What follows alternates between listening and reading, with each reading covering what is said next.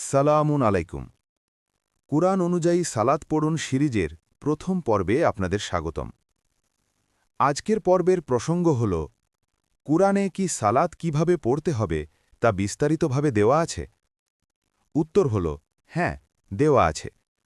এখন প্রশ্ন আসতে পারে, কেন আল্লাহ কুরআনে সালাত এত বিস্তারিতভাবে ব্যাখ্যা করবেন? এর কারণও কুরআনেই স্পষ্ট।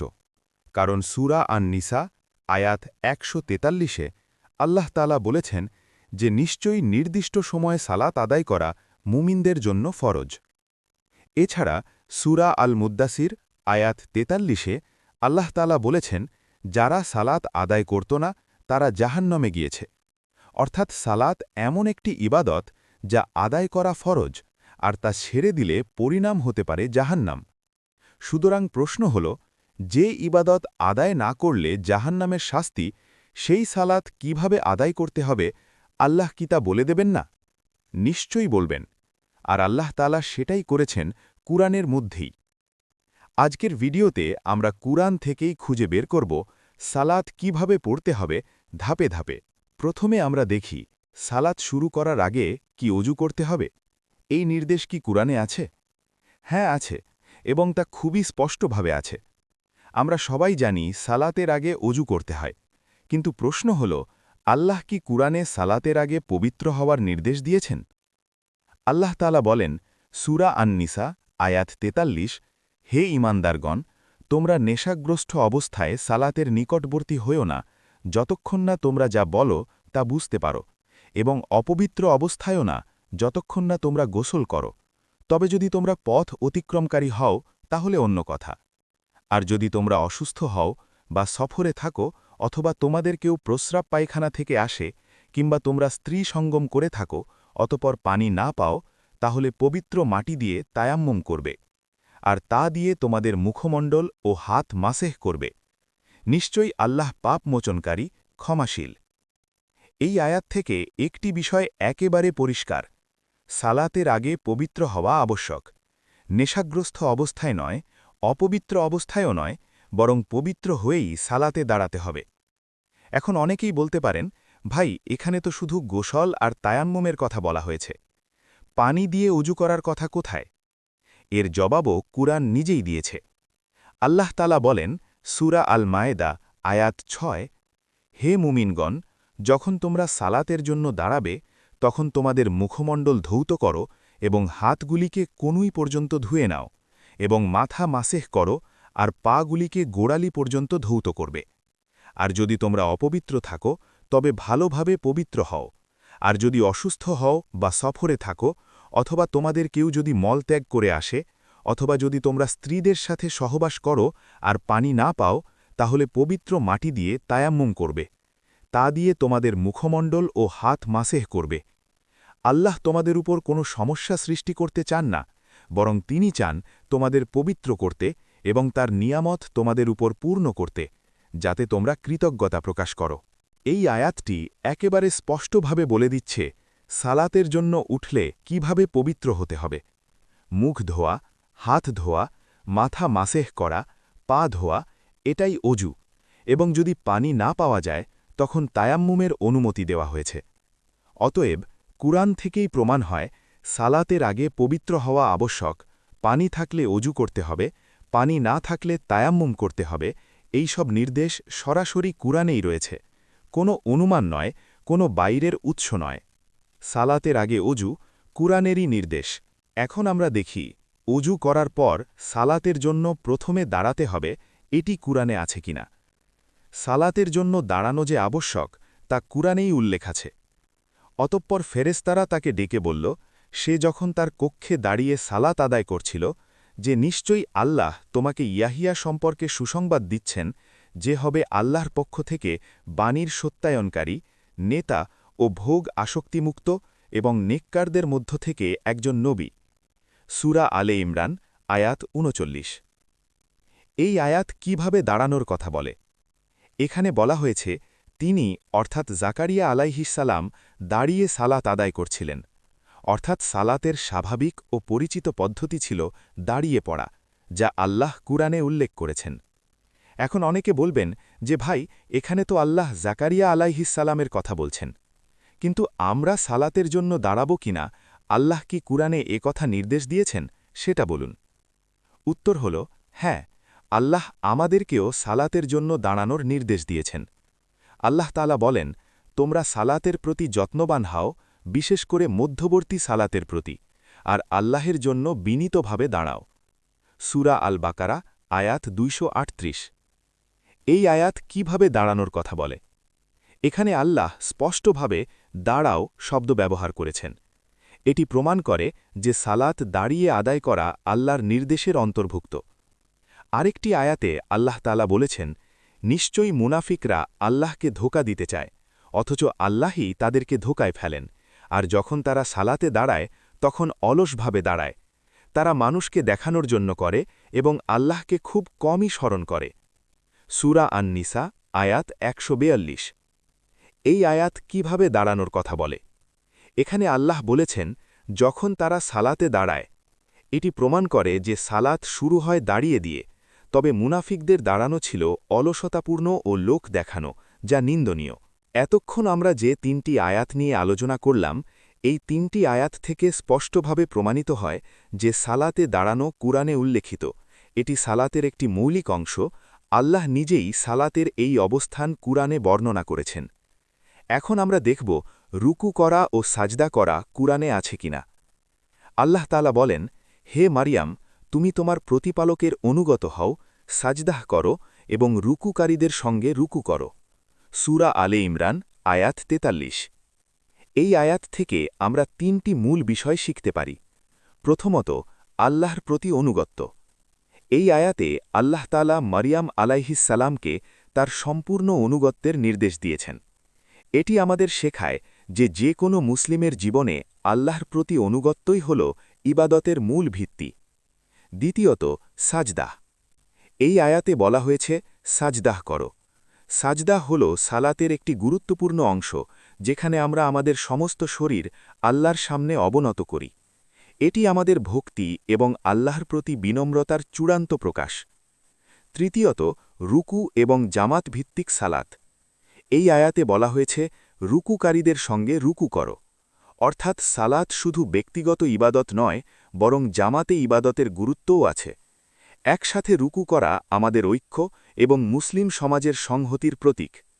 সুতরাং এই আয়াত আমাদের শেখায় আল্লাহর প্রতি অনুগত্য, সালাতের গুরুত্বপূর্ণ অংশ যেমন রুকু ও সাজদা, এবং জামাত ভিত্তিক সালাতের গুরুত্ব। এখন অনেকেই বলতে পারেন, ভাই, মারিয়াম আলাইহিসসালাম তো নবী নন, আপনি আগে প্রমাণ করে দেখান কুরআনে কি সত্যিই আল্লাহ আমাদেরকে রুকু, সাজদাহ এবং জামাত ভিত্তিক সালাতের নির্দেশ দিয়েছেন কিনা। এই প্রশ্নের জবাব দেওয়ার আগে আমি কেন মারিয়াম আলাইহিসসালামের আয়াতটি উল্লেখ করেছি সেটি আগে পরিষ্কার করা জরুরি। হ্যাঁ, এটা সত্য যে মারিয়াম আলাইহিসসালাম নবী নন, কিন্তু নবী না হলেও আল্লাহ তাআলা তাকে বিশেষভাবে সম্মানিত ও মনোনীত করেছেন। আল্লাহ বলেন, আর স্মরণ করুন যখন ফেরেশতাগণ বলেছিল যে হে মারিয়াম, নিশ্চয়ই আল্লাহ আপনাকে মনোনীত করেছেন, আপনাকে পবিত্র করেছেন এবং বিশ্বজগতের নারীদের উপর আপনাকে মনোনীত করেছেন। সূরা আলে ইমরান, আয়াত 42। এই আয়াতটি উল্লেখ করার মূল উদ্দেশ্য একটাই, আল্লাহ ইবাদতের ক্ষেত্রে পুরুষ ও নারীর মধ্যে কোনো বৈষম্য করেননি। যেভাবে পুরুষদের জন্য রুকু, সাজদাহ এবং জামাতে সালাতের নির্দেশ এসেছে, ঠিক সেভাবেই আল্লাহ নারীদেরকেও জামাতে সালাতের নির্দেশ দিয়েছেন। অতএব মারিয়াম আলাইহিসসালাম নবী ছিলেন কিনা এটা এখানে মুখ্য বিষয় নয়। মুখ্য বিষয় হল আল্লাহ পুরুষ ও নারী উভয়ের জন্যই একই ইবাদাতের বিধান দিয়েছেন। এখন আমরা দেখব কুরআনে কি সত্যিই আল্লাহ আমাদেরকে রুকু, সাজদা এবং জামাত ভিত্তিক সালাতের নির্দেশ দিয়েছেন কিনা। আল্লাহ তাআলা বলেন, হে মুমিনগণ, তোমরা রুকু করো, সাজদা করো এবং তোমাদের রবের ইবাদত করো এবং ভালো কাজ করো, যাতে তোমরা সফলকাম হতে পারো। সূরা আল হজ্জ, আয়াত ৭৭। এই আয়াত কিভাবে রুকু এবং সাজদা করার প্রমাণ দেয়। এই আয়াতে আল্লাহ পৃথকভাবে রুকু ও সাজদা করো নির্দেশ দিয়েছেন। রুকু ও সাজদাকে আলাদাভাবে উল্লেখ করা হয়েছে, যা প্রমাণ করে যে রুকু ও সাজদা সালাতের স্বতন্ত্র এবং আবশ্যক অবস্থান। এর পরের আয়াতে আল্লাহ বলেন, আর তোমরা আল্লাহর পথে জিহাদ করো যেভাবে জিহাদ করা উচিত। তিনি তোমাদেরকে মনোনীত করেছেন। দিনের ব্যাপারে তিনি তোমাদের উপর কোনো কঠোরতা আরোপ করেননি। এটা তোমাদের পিতা ইব্রাহিমের দিন। তিনি পূর্বে তোমাদের নামকরণ করেছেন মুসলিম, এবং এই কিতাবেও, যাতে রাসূল তোমাদের জন্য সাক্ষী হয় আর তোমরা মানুষের জন্য সাক্ষী হও। অতএব তোমরা সালাত কায়েম করো, জাকাত দাও এবং আল্লাহকে আঁকড়ে ধরো। তিনি তোমাদের অভিভাবক, আর তিনি কতই না উত্তম অভিভাবক এবং কতই না উত্তম সাহায্যকারী। সূরা আল হজ আয়াত ৭৮। এই আয়াতে সালাত কায়েম করো বলা হয়েছে। আগের আয়াতে রুকু ও সাজদার উল্লেখ থাকার পর এখানে সালাত কায়েম করার নির্দেশ আসে, যা দেখায় রুকু ও সাজদা সালাতের ভেতরেরই অংশ। সূরা আল বাকারাহে আল্লাহ তাআলা বলেন, আর তোমরা সালাত প্রতিষ্ঠিত করো ও জাকাত প্রদান করো এবং রুকুকারীদের সাথে রুকু করো। সূরা আল বাকারা আয়াত ৪৩। এই আয়াত কিভাবে রুকু ও জামাত ভিত্তিক সালাতের প্রমাণ দেয়? এই আয়াতে আল্লাহ তাআলা প্রথমে সালাত প্রতিষ্ঠিত করো বলেছেন, এরপর আলাদা করে বলেছেন রুকুকারীদের সাথে রুকু করো। এখানে লক্ষণীয় বিষয় হল রুকুকে সরাসরি সালাতের সঙ্গে যুক্ত করা হয়েছে। শুধু রুকু করতে বলা হয়নি, বরং বলা হয়েছে রুকুকারীদের সাথে রুকু করতে। এর মাধ্যমে সালাতকে সমষ্টিগত বা জামাত ভিত্তিকভাবে আদায়ের নির্দেশ স্পষ্ট করা হয়েছে। অতএব এই আয়াত থেকে পরিষ্কারভাবে প্রমাণ হয় যে সালাতের রুকু করা একটি আবশ্যিক অংশ, এবং রুকুকারীদের সাথে রুকু করা অর্থাৎ জামাতে সালাত আদায় করা কোরআনিক নির্দেশের অন্তর্ভুক্ত। এখন অনেকের মনে একটি প্রশ্ন জাগতে পারে, ভাই, সাজদা যে মাথার সামনের অংশ অর্থাৎ মুখমণ্ডল মাটির সঙ্গে লাগিয়ে করতে হবে, এর প্রমাণ কোথায়? হ্যাঁ, অবশ্যই এর প্রমাণ আছে, এবং সেই প্রমাণ কোরআনেই আছে। কুরআন আমাদের জানাচ্ছে সাজদা কিভাবে করা উচিত এবং কতবার করা যায়। আল্লাহ তাআলা বলেন, মুহাম্মদ আল্লাহর রাসূল, আর যেসব লোক তার সঙ্গে আছে তারা কাফিরদের প্রতি অত্যন্ত কঠোর, নিজেদের পরস্পরের প্রতি দয়াশীল। তাদেরকে তুমি দেখবে রুকু ও সাজদায় অবনত অবস্থায়। তারা আল্লাহর অনুগ্রহ ও সন্তুষ্টি অনুসন্ধানে নিয়োজিত। তাদের চিহ্ন হল তাদের মুখমণ্ডলে সাজদাসমূহের প্রভাব পরিস্ফুট হয়ে আছে। সূরা আল ফাতহ আয়াত ২৯। এই আয়াতটি থেকে কয়েকটি বিষয় খুব স্পষ্টভাবে বোঝা যায়। প্রথমত, সাজদা মুখ দিয়ে করা হয়, পিঠ দিয়ে নয়, কারণ আয়াতে আল্লাহ বলেছেন তাদের মুখমণ্ডলে সাজদাসমূহের প্রভাব পরিস্ফুট হয়ে আছে, অর্থাৎ সাজদার চিহ্ন মুখমণ্ডলে প্রকাশ পাচ্ছে। এতে পরিষ্কার বোঝা যায় যে সত্যিকারের সাজদা আসে মুখ ও মাথা মাটির সঙ্গে লাগানোর মাধ্যমে, পিঠ বা অন্য কোনো অংশ দিয়ে নয়। দ্বিতীয়ত, সাজদা একবারের জন্য সীমাবদ্ধ নয়। আয়াতে ব্যবহার করা হয়েছে সাজদা সমূহ, যা বহুবচন। এর অর্থ হল একজন মুমিন একাধিকবার সাজদা করতে পারেন, এবং আল্লাহর অনুগ্রহ ও সন্তুষ্টি অনুসন্ধানে বারবার সাজদা করা বৈধ ও প্রশংসনীয়।